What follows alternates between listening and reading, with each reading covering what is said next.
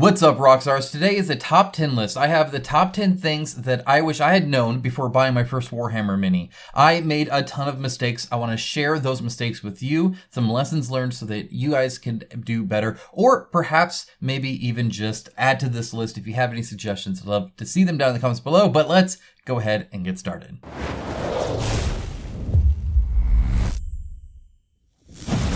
Now, for those of you who can't count, I'll let you know, there are more than 10 here, but it's called a top 10 list. It's what everybody does. Nobody's gonna click on a top 12 list. So anyway, we're just gonna go through the list, kind of top to bottom, and let's see what's going on. Okay, so the first thing to do is just buy what looks cool. That's all you need to do, not what looks good, because what's good will change. Now, as you know, there are a ton of stuff that is in Warhammer, whether it's Age of Sigmar, whether it's 40k, whether it's the Heresy kind of whole timeline, or whatever it is you're buying, like, they make some cool minis. If it looks cool, go for it, okay? About every 5-6 years or so, or like every so often, they're going to change whole editions, whole rule sets. But even throughout a single edition, a codex will come out, or different rules will happen, or points will change, or the meta will change, or whatever it might be.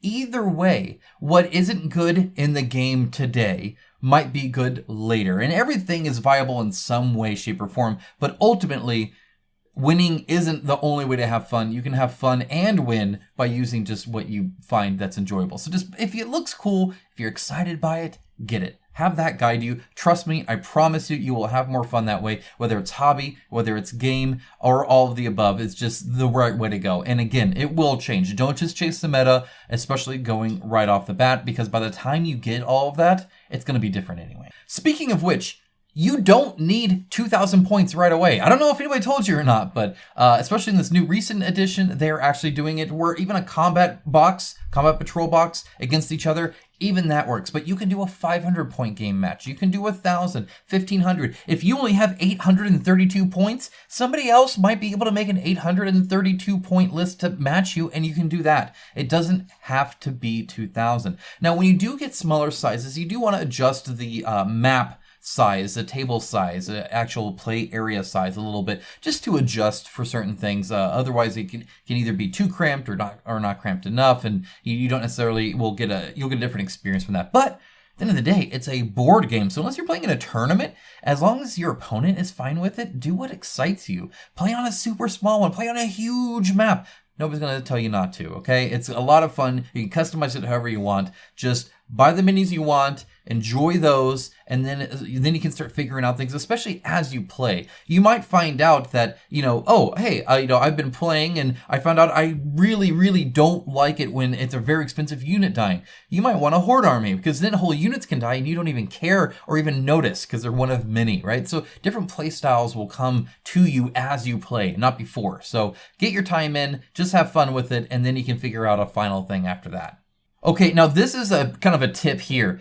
If you didn't know, different paint schemes, for instance, painting your Space Marine blue and white, will signify them as a certain type of actual, like, squad, in that case, Ultramarines, right? And so if you do that, most people will assume they're Ultramarines, and in fact, there are some rules sometimes with certain like tournaments, or just normal competitive play, where if it looks like it's an Ultramarine, you have to play it like an Ultramarine. So to save yourself some of that, if you don't want to dive into a very specific thing, which again, if you're going by popularity, it can change. It can, not within an edition, and then of course across editions. But choose your own paint scheme. Not only is it a lot of fun to field something, different and unique, but it also means that you can play them as anything. In that case, they're like, oh, well, this is like, they're doing the Ultramarines now, but now they're doing White Scar, and now they're doing this, and you can do all of that, and actually have a lot more variety in your gameplay if you choose your own scheme of paint. And that's not just for Space Marines, that's pretty much every faction has that, where certain looks means certain things. So it's not just units, it's even how you paint them. So have fun with it. I have purple and yellow Necrons for a reason. It's because then I can play them any way I wish. All right, the next few are actually on saving money. Guys, buy sets. If you buy a set like a combat patrol, like a recruit box or something like that, even the Leviathan box, right? All of that kind of stuff, when you buy them in bulk like that, you save money, often $50+ potentially even more, potentially even a lot more at times. They can price them pretty darn expensive if you buy them individually, but if you buy them in a set, then you're good to go when it comes to savings. Now, disclaimer there, if it's something you would have not bought before, then it's kind of wasting time unless you sell it. More on that later. But really just, if everything in that box looks cool and you could use it and you want it, go ahead and do that versus buying them all piecemeal if you can. That definitely will save you money in the long run, a lot of money. It's like getting a free unit free each time. Now, that's not the only way to save money.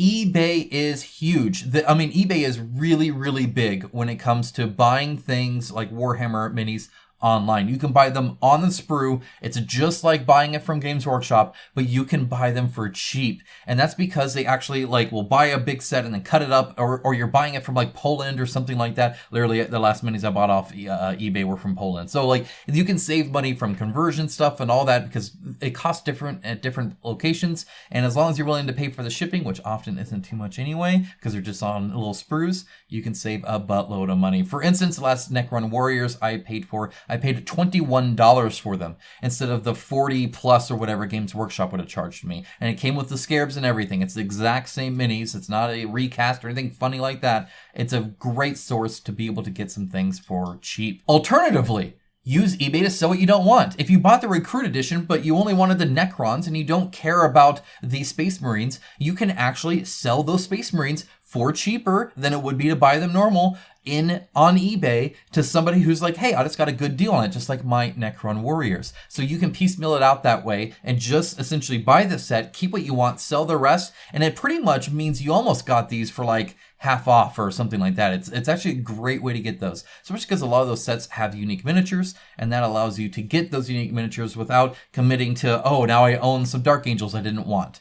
So you can totally do that, totally legitimate, and it's a good way, both buying and selling on eBay, to actually have quite a bit of an army on the cheap. All right, but let's say you're getting into it and you need some help. Well, boy, do I have a suggestion for you. First of all, online groups like Facebook groups, stuff like that, they are huge. There's guaranteed to be a Warhammer group near you that is online that you can talk to and set up times to meet and have people help teach you. And also your friendly local gaming store. Almost always there will be a Warhammer night, or a night where a lot of Warhammer people tend to kind of come and play games. Go on that night.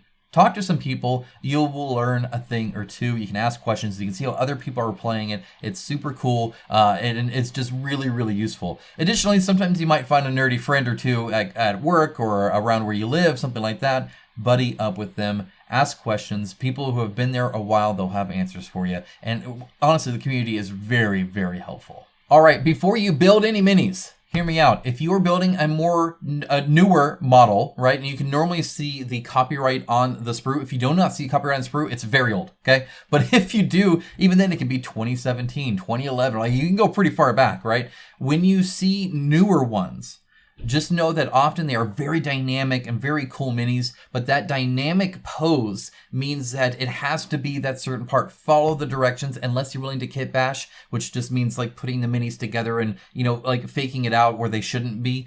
But otherwise, just because one arm looks the same as the other arm, it could be slightly bent more or longer or have a different in a joint or whatever. If the instructions say that torso and that arm, those go together. If you don't think so and you cut all the arms out and you try to glue them on, you won't know which one goes to which, and it'll be very obvious very quickly they don't match. So just as an FYI, trust me, I've made this mistake with my Necron Warriors, the newer models, and all the arms look the same, so I cut all the arms and put all the guns, and now I have to match which one goes to which torso, and it's a mess. It's a mess, and the legs can matter too. It's all over the place. Follow the directions unless you're willing to get really crafty. Now, when you go to play against other people or just for your own enjoyment, one of the things about this game is the immersion you can get. And so with that in mind, most people go with WYSIWYG, or what you see is what you get. That means if the model has a giant cannon, then it has a cannon that can shoot you.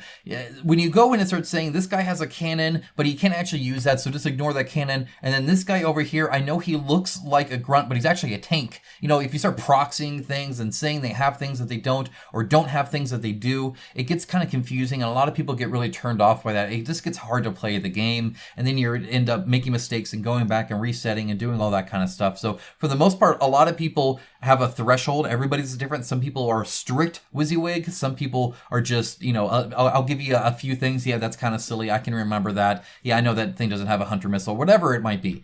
And that's fine. But once you start getting too many, you will get people that say no thank you and won't play with you. To save money, because otherwise you're stuck with it, magnetize. Get a little drill, a little hand drill. They sell those. They're really cheap. Get some magnets, or at least some magnets and some metal. Either way, slap those babies on, and now you can hot swap the weapon you want. You can get rid of that cannon if you want. Easy peasy. And as the rules change, it also helps. What might be strong now might be not strong later, and you can swap it out and not have to buy whole new units. This isn't for everybody, but generally, if you're building these, if you're gluing these together and basing and all that stuff, you're okay with a little bit of magnets. Trust me, it will save you a lot of time and money in the long run, and a lot of storage space too, because these things take a lot to store. Now, another word of caution here. It is very fun to customize. I'm looking at you orc players. Okay, it's very, very fun to get this crazy base and have him perched on a cliff, and you custom made this power claw, and he's in this mech suit that you think looks cool and all that. The more you customize, the more, again, it limits your play options, either by people saying no or fully being not able to actually be in a tournament because they'll deny you. And that even goes up to like 3D printed bases. I personally have 3D printed bases, and I know fully well that there will be some tournaments that I just won't be able to enter with those. But I like them, and they save me a lot of money, and I think they look really cool. And so I like basing too, and I'll add basing on top of the 3D printed model just to customize a little bit more, or 3D printed base. But a lot of people won't even do that. Or you can 3D print whole tanks or stuff like that. Or you can do different custom parts on it. Just know, the more customization you do, the more it doesn't look like what they're used to seeing, the more those options are limited to you. If you're not worried about that, then go for broke. It's a lot of fun. Kit bashing and customizing things is a blast. But just know what you're getting into. Okay, so we got two more here. One thing I want to say is Battlelore and Wahapedia are great tools. That is, you don't have to actually go buy a core rulebook. It's now free, available online for 10th edition. But either way, you don't have to do that, or even the army building and using their app versus that. Often these free resources are much easier to look up, they're much easier to search, and they're just great for theory crafting and deck building. Now, or not deck building, but army building. Now, Warhammer and Games Workshop have been getting better at their own tool set for this. But for now, either way, it's a great resource, and feel free to check both of those out. It'll save you a lot of heartache. Now, finally, I have one more thing to share, and that's really go into this knowing what you want out of it. You see, there are three things you can do with Warhammer. You can use it as a hobby. There are plenty of people, and in fact, most of the people that you see that paint their minis really, really well don't actually play it because they spend all their time painting it, which is fine, but you only have limited time. And if you're spending 8-9 hours on a single Space Marine for an Instagram post, it may look great, but you're not likely going to field an army of those and know how to play them and do all of that. That would take hundreds and hundreds and hundreds of hours to do. Now, this doesn't mean not everybody, so there are some people that do that, but for the vast majority, a lot of people will pick just hobby. I just want to build them and paint them, and that's fun. Totally legitimate. Other people only want to play the game, and they'll play with gray, or they'll just paint it like the worst possible just to get it to the table, get those extra 10 points for painted army, and call it good. And again, some people won't play you if your army's gray. So just like that's all they're doing.